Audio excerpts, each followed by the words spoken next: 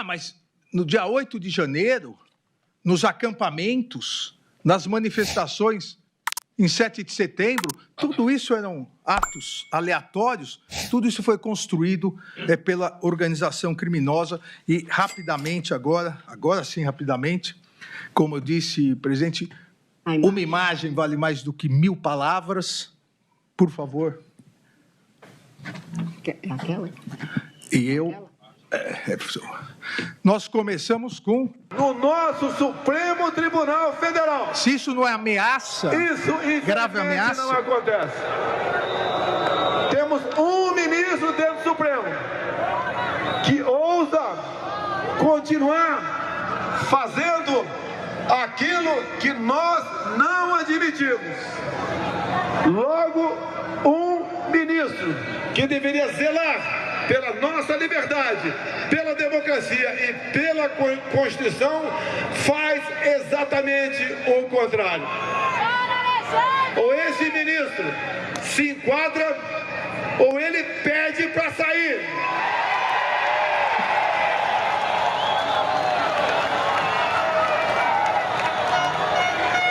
Não se pode admitir que uma pessoa apenas, um homem apenas, turve a nossa democracia e ameace a nossa liberdade.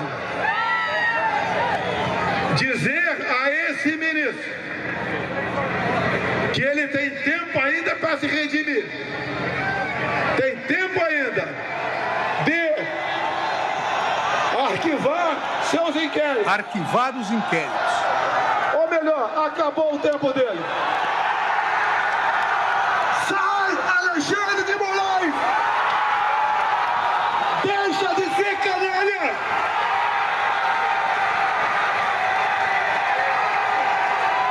Deixe de oprimir o povo brasileiro!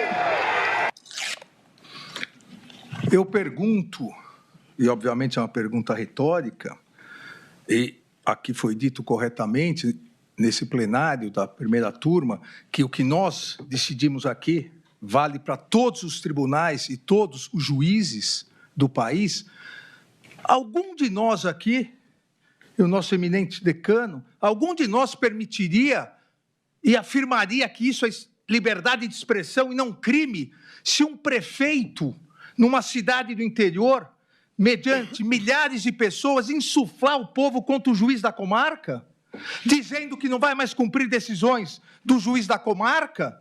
Nós aqui placitaríamos isso? Qual o recado que nós queremos deixar para o Poder Judiciário brasileiro? Qual o recado, qual o precedente que nós queremos deixar para o juiz lá da comarca, que não tem a segurança que nós temos, que sozinho na comarca é o verdadeiro representante do Poder Judiciário e que faz a justiça na comarca? Nós vamos placitar que todo prefeito possa ir no dia 7 de setembro, como um patriota, jogar a população contra o judiciário? Após isso que ocorreu em 7 de setembro de 2021, todos aqui no Supremo, e o presidente e o ministro Flávio Dino ainda não se encontravam, passaram a sofrer 10 vezes mais ameaças.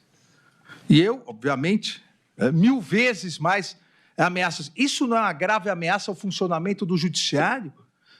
Determinar, arquive o inquérito, chega, saia. Por favor.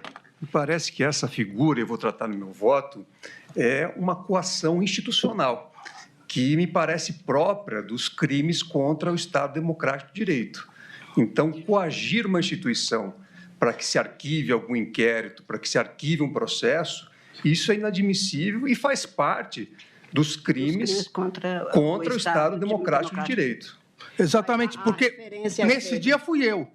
Se eu arquivasse, se eu curvasse a cabeça e covardemente aceitasse e passasse para outro relator, amanhã seria o outro relator. Ou seja, é um crime não contra o Alexandre de Moraes, um crime contra o Estado Democrático de Direito, um dos poderes, o Poder Judiciário. E, sobretudo, ao relator, o ministro Alexandre de Moraes, pelo trabalho hercúleo que desenvolveu ao longo dos anos na preparação desse julgamento paradigmático, divisor de águas na história do Brasil.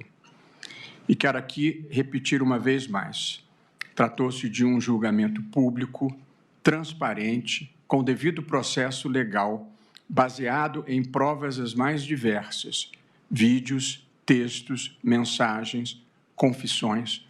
As compreensões contrárias fazem parte da vida, mas só o desconhecimento profundo dos fatos ou uma motivação descolada da realidade encontrará neste julgamento algum tipo de perseguição política.